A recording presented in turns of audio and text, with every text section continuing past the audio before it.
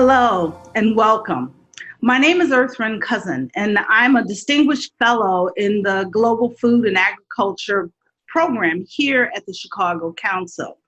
In the interest of public health and in accordance with the CDC guidelines, the Council made the decision to cancel all our in-person public events until further notice. So thank you so much for tuning in and joining us via Zoom. The Council is an independent and nonpartisan platform. Views expressed by the individuals hosted here are their own and do not represent institutional positions or views of the Council. Please check our website and social media pages for updates, as well as for new podcasts, events, blogs, and research. Thank you to our members who are tuning in. Right now, we need your support and engagement more than ever. Please do keep us in mind as you help to keep nonprofits operating in this challenging time. Now on to our main topic for today. The COVID-19 pandemic is not only a major health concern, but also another threat, a major threat to global food security. After wreaking havoc across Europe, Asia, and the Americas, the virus has begun to reach and take hold in countries across the African continent. Many of these countries maintain limited access to the financial resources required to mitigate the disease and to mitigating the potential economic impact of the strategies to address the COVID virus, including lockdowns and physical distancing. Today, 34 of Africa's 54 countries are under some form of lockdown. Past health concerns, including Ebola, had huge impact on the economies of some African countries, including agricultural production, marketing, and trade.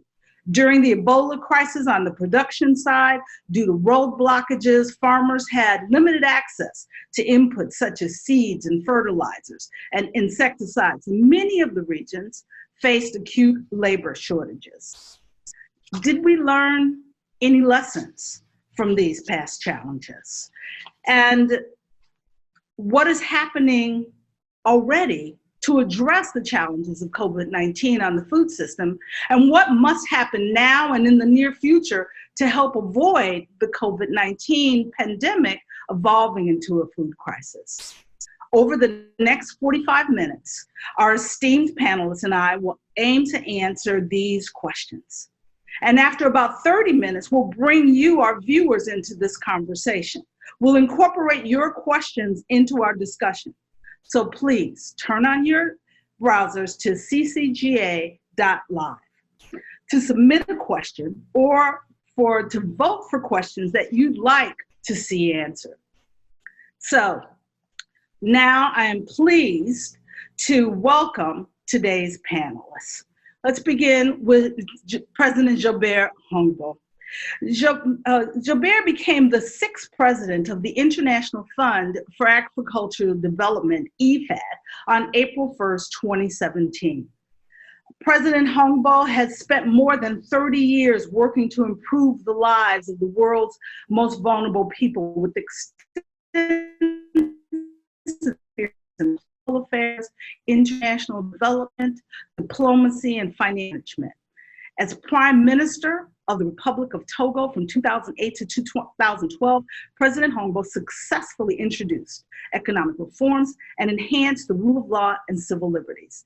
Thank you for joining us today, Gilbert. Dr. Ibrahim Asane Mayaki.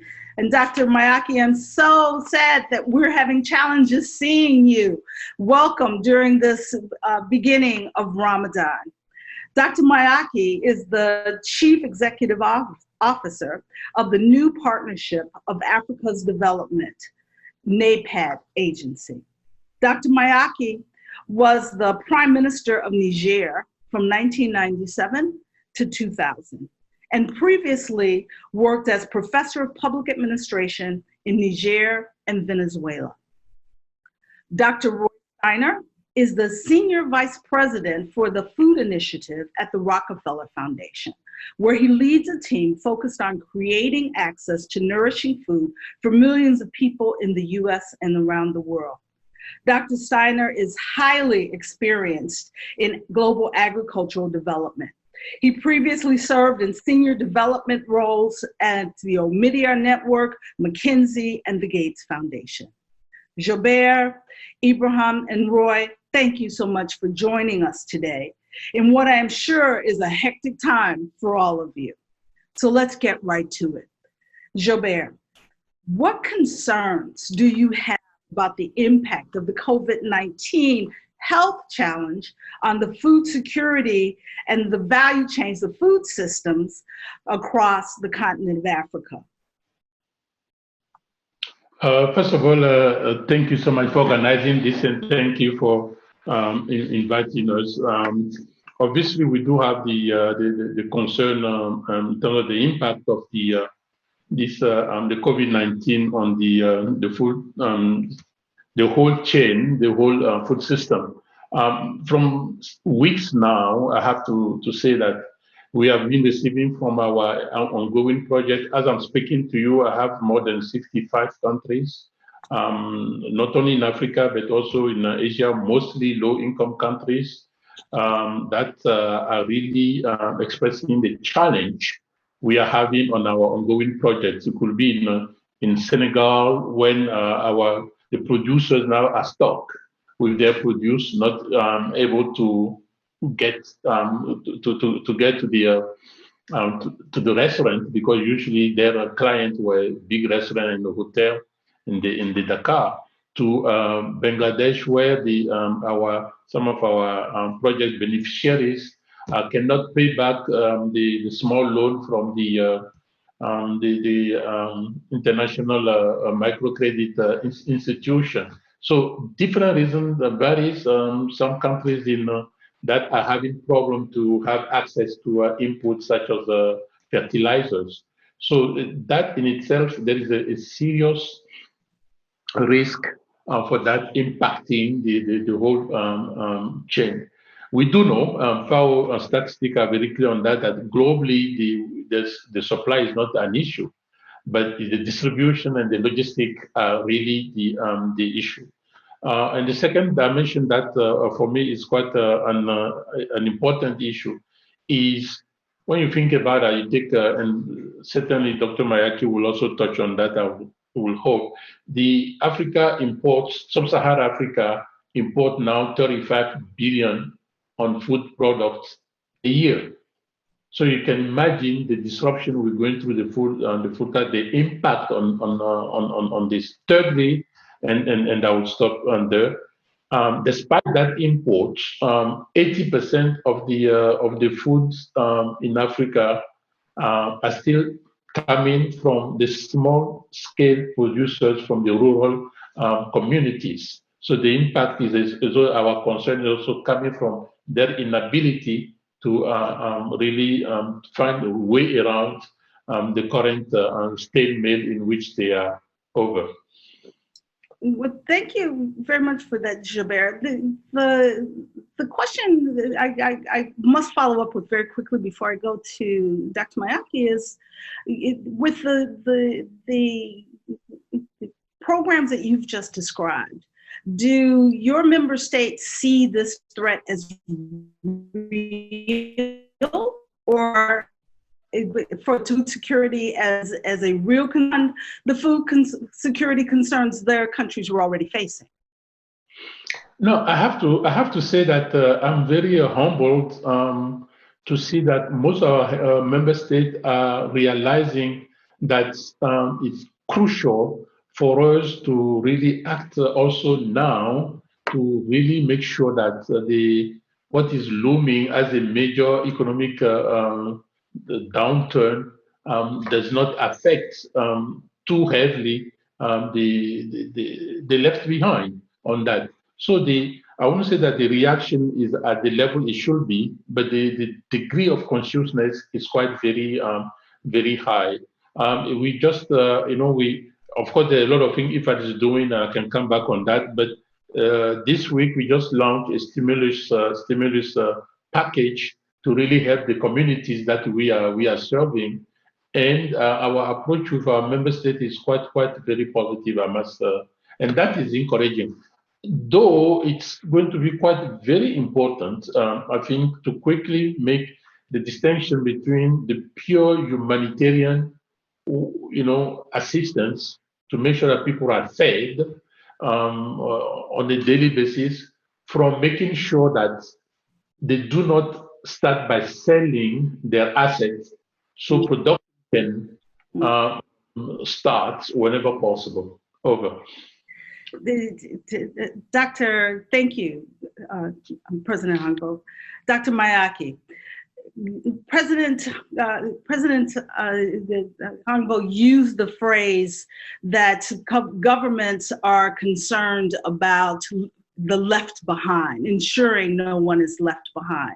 As NEPAD, as the Ag Development Organization of the African Union, you lead the response for those governments and developing the responses for those governments. And in fact, NEPAD has developed a COVID-19 response plan, which states that the window of opportunity to learn from patterns and trends and experiences of the high-risk countries that designed and implemented responses to slow down the spread of the COVID-19 pandemic and to protect those potentially left behind populations from socioeconomic adverse impacts. Can you speak to this plan and what governments are already doing to make a difference, and how the AU and NEPAD have mobilized your resources to assist?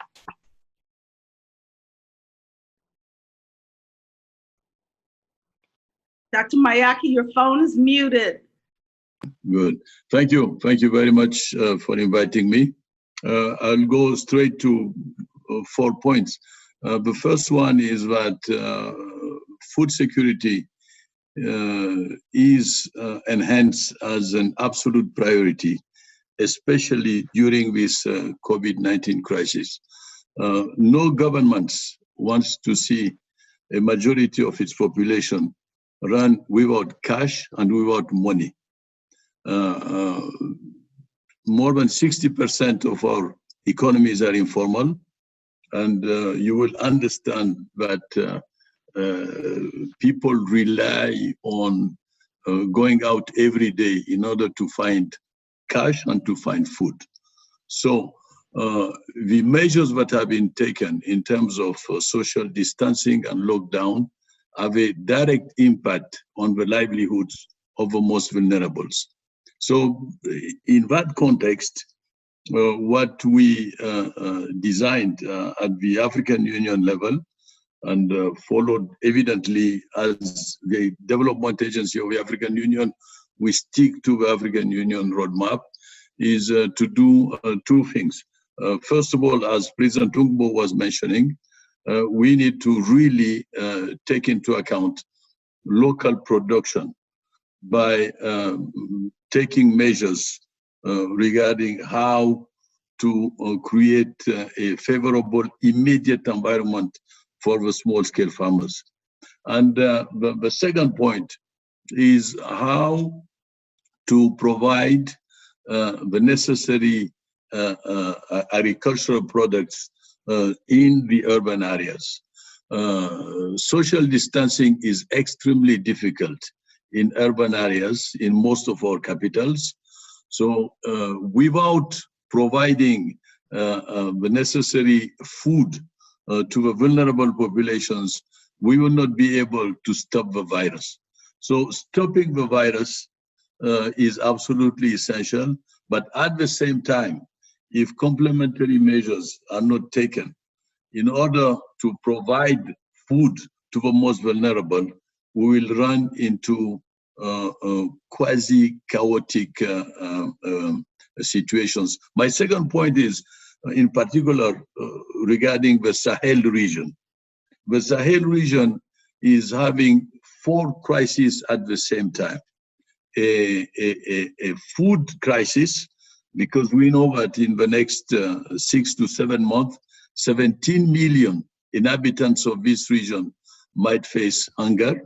You have a security crisis because of the jihadists and because of Boko Haram. You have a low-cost crisis. And then on top of that, you have a COVID crisis.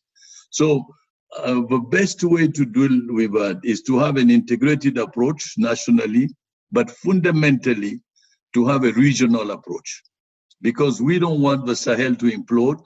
It would have repercussions in the whole continent. So, Roy, Dr. Steiner,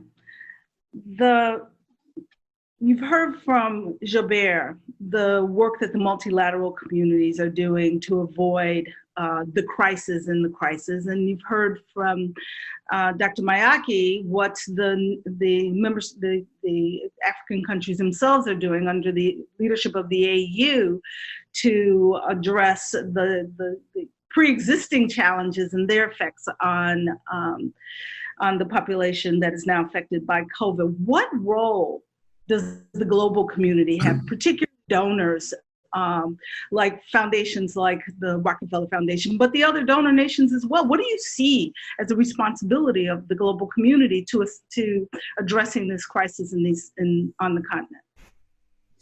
Thanks, Earthrin. Well, I think there's really all the donors I've talked to really have kind of a short-term approach strategy. This is a crisis, and we have to do with some things immediately. But I think the more strategic ones are also thinking longer term, because I think there's so many long-term implications for this.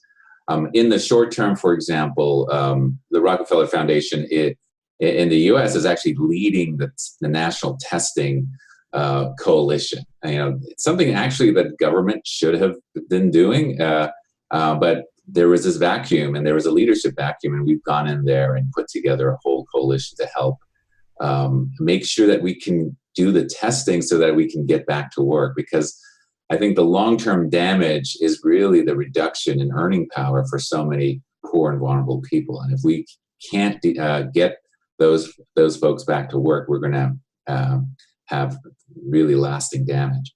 There's also, in terms of crisis, in the U.S. and in Africa, different sorts of approaches we've been taking.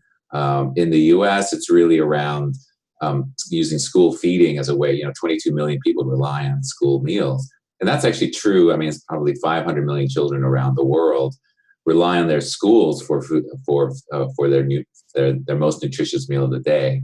How do we keep that going in a COVID crisis? So there's some immediate short-term grant making there. In East Africa, we are very concerned, or Africa in general, very concerned about the closure of these fresh markets, which if you take any of the major African cities, supply 95% of the nutritious food that the populations need, and we have to keep those fresh markets open. So we're trying to work with a number of partners and the government to how do you create COVID compliant markets and keep that going, and then support the SMEs that are all critical to this and really don't have a lot of working cash and working capital to keep going. And we need them to keep going because they are not only supplying the food that the populations need, but they are also such large employers, means of livelihood for so many millions of people. So I think there's urgency to keep those markets and those supply chains going. I think there's also, as I think President Hongbo mentioned and Dr. Mayaki, how do we ensure that governments are making decisions in a way that is beneficial and is not reactionary? Already 15 countries in the world have put export controls, and we know, as was mentioned, that was really a bad set of decisions, only exacerbated the issue.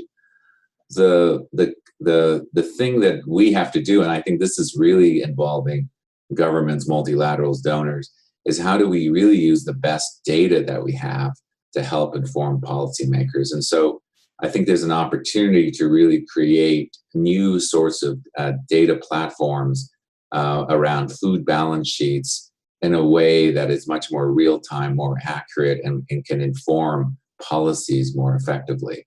And so we have to put those, I think, use this crisis as a way to build these things that actually should have been there in the first place. And that's the other dimension, is how do we build back better?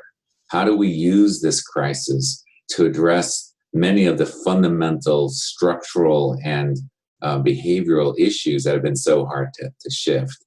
And I think using data is one example. As we build back, we have a history of just thinking about calories, and we can't do that anymore. We know that it has to be a diverse set of foods that promote overall nutrition and overall health. And so as we try to keep these systems going, how do we make sure that it's really nourishing food that contributes to long-term health? And then, finally, I think there's, we're such an interconnected world. Like remittances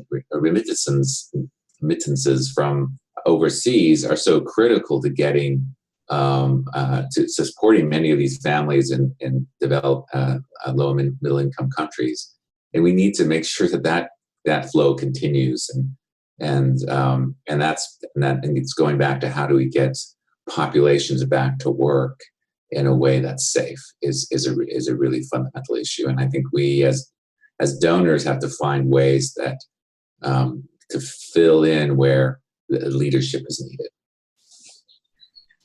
That leads me right in. Thank you very much, Roy, for that last statement in particular. You gave us a good formula for the work that is necessary, not just by the donors, but by the countries themselves in addressing the potential challenges. And so to you, President Humba and Dr. Mayaki, let's be honest, we have a number of fragile states on the continent.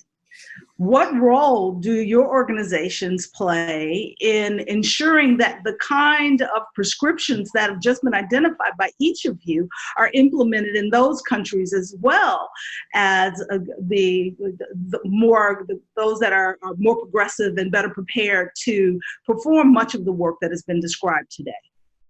Start with you, President Humba. There are thanks so much. There are a lot of different actions that you could do. Quite frankly, at the start is to be flexible enough for our ongoing activity to repurpose them, so we can be flexible and assist the government in doing this, in responding. As Dr. Stanley was saying, it's going to be important in that response not to be only focusing on the short term, and also start what we are noticing in this crisis, unlike some crises where, first of all, you focus on the humanitarian, then you move to post-crisis early recovery. Now it's kind of, you need to deal with the crisis today and the early recovery today. Is essentially, this is what this situation is in there. So be agile enough, which is quite one thing. The second thing that IFAD is really talking about the medium long term. Today is COVID. Yesterday was SARS. Yesterday was Ebola. Today is the locust. Dr. Mayaki mentioned that not only in the Sahel, in the whole Eastern Africa. When you think about it, it is a matter of resistance to shocks. Whether those shocks are coming from climate change, or from health or other reasons.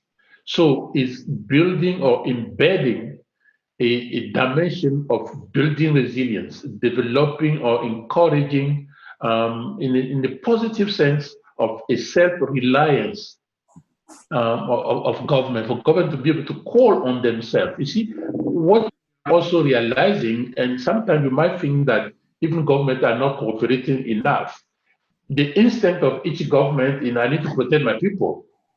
I need to protect my people. And we have seen, even in some developed countries, there was some reluctance to help other countries by sending them some equipment. So it is what we are doing now, back to the poorest country we are serving, is to help them start thinking about. There's a lot of ongoing activity in resilience, but you really need to step it up. The third dimension, I would never say that enough. Obviously, I'm very concerned about the risk of a drift, budget line drift, that will be pulling resources far away from the rural community to be able to handle this, the health dimension, which obviously on the short term, you can understand it does make sense. But I'm not convinced that on the medium long term, it's a wise decision. So when we are also in dialogue with our counterpart in the in the government, is how do we ensure that our next programming come to kind of complement the new normal. Over. Dr. Mayaki, do you want to add anything to that from the standpoint of the AU and NEPAD? How do we ensure that the kinds of protections that we're talking about and activities are implemented in fragile states as well as those more progressive states across the continent? Absolutely, and I fully agree with President Tungbo. I would like to flag one issue, but we haven't flagged yet. What we learned from the 2008 food crisis was that we needed to act regionally. Nationally, yes, absolutely, but also regionally. So mechanisms of regional food reserves were put in place, and the main objective of this regional food reserve was to really help and support fragile countries and adapt to a proper response to humanitarian crisis in countries which didn't have the means to respond appropriately. So I think the regional response is a very important response. But the second point I would like to mention is that we need to make all what we can, and that's our role as a development agency, that food systems stay high in the political agenda. We won't solve the COVID crisis if we don't solve the food crisis. These crises are integrated. So it's very important that the donor community, multilateral agencies, the development agencies really make sure that the food systems stay high in the agenda. And lastly, just to rebound on the issue regarding the fact that 80% of the food we eat is produced by small-scale farmers. Mm-hmm. We have been insisting in the last 15, 20 years that African countries should invest at least 10% of their public resources in transforming their agriculture and making sure that these small-scale farmers become micro, small, medium entrepreneurs. And as Mr. Steiner was mentioning, if we had a segment of, a vibrant segment of small and medium entrepreneurs in rural areas, it would hugely favor an economic diversification, and it will help reduce our bill in terms of food imports. Well, thank you for that answer. And you touched upon something that I'd like to now go to that's in our questions from our viewers. And Roy, I want to start with you, but I invite other members to join in. Food security and chronic malnutrition are nothing new in the developing world, particularly in sub-Saharan Africa. Why are we covering so much now? It's different? What changed, and why, when the questions that many leaders are saying is, I need to protect my own people, as Dr. Mayaki said, why should the broader global community care? Roy, we'll start. Yeah, well, I think it is interesting. I want to just, in a way of answering that, to just double down on what Dr. Mayaki said.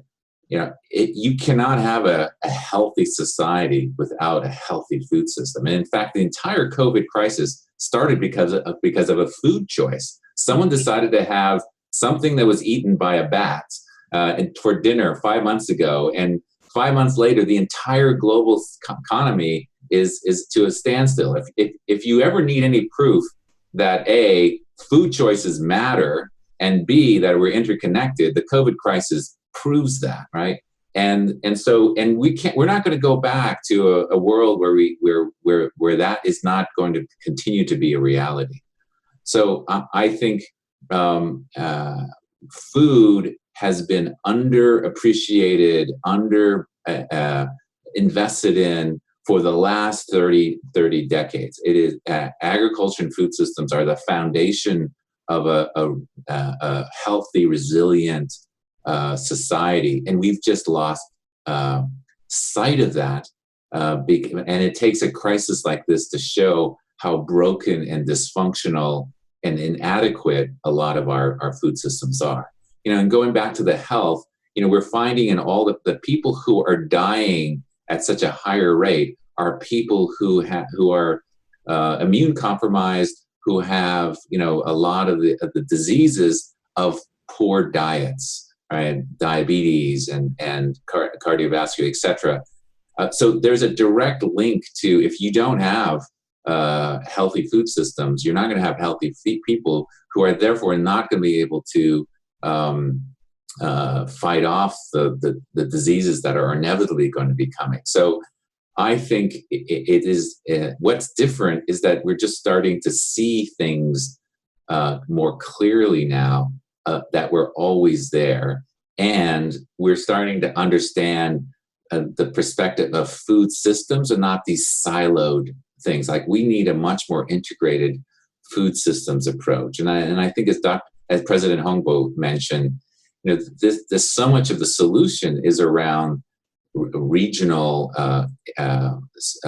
collaboration and cooperation, and in addition to creating really strong local food systems. So let me stop there. I'm sure my fellow panelists have more to say on this. So, President Hongbo, anything you want to add on that? About why the world should care about the food systems and the impact of COVID-19 on the food system in developing countries, particularly in Africa. You're on mute. We can't hear you. President Hongbo, you're on mute. Thank you so much. No, I was saying that Dr. Stanner made it quite very clear, the nexus between the health and the food.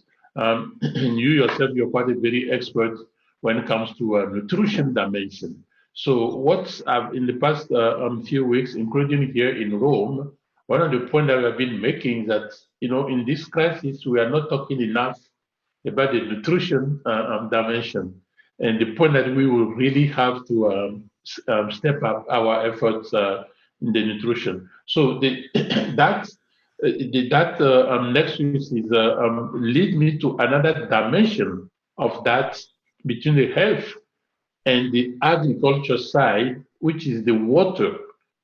When we all talk about the water dimension, on one hand, we take it just like granted, where we know that a lot of communities don't even have access to potable water to drink, let alone to wash their hand. And secondly, the nexus, i.e., the role of the same water in having food produce. So that dimension for me is what I will want to add to the nutrition and the nexus between the two. But clearly, Dr. Michael was saying it, I just don't see how we will end this current shock. We might, of course, if you have a vaccine tomorrow or a proper cure tomorrow, it will help on the health side. But managing the aftermath of the pandemic will depend a lot on the other tension that Dr. Maeki was referring to, the food, the insecurity, and so forth. Yeah, and just to add on to that, there's, McKinsey just did this study that, Africa may experience anywhere from a -3 to -8% reduction in GDP. And that's going to potentially erode all the advances we've had in terms of moving people out of poverty for the last 20, 30 years, right? And so it's a serious crisis that I think we're going to have to mobilize even greater levels of resources, investments, and innovation to address. So Dr. Mayaki, we talked about the building back better, and listening to the last comment that was made by Dr. Steiner regarding the economic impact on the GDPs of the economies across the continent. What are the best mechanisms that can be used to diffuse the situation and at the same time not undercut those long-term solutions that are critical to building back better?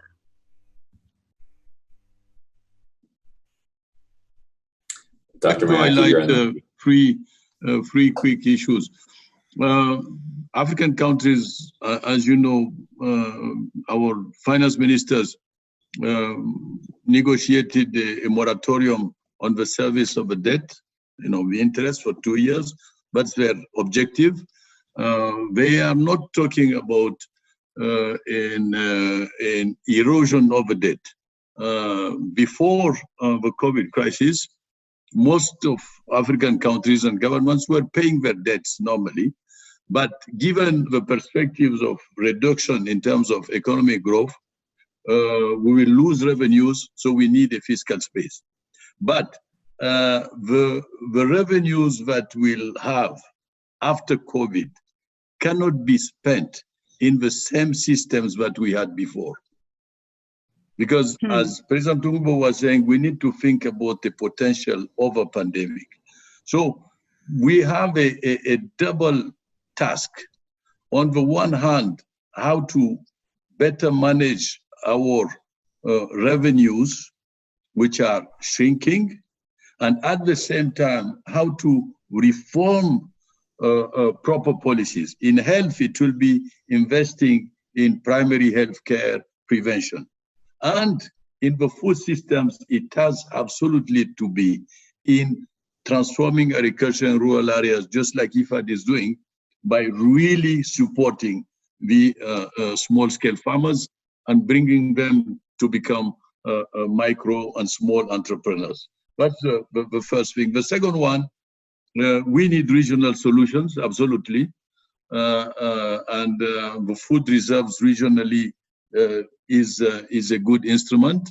And the third one is we need a better coordination of the international community and the donors in making sure that the priority regarding the food systems is reinforced.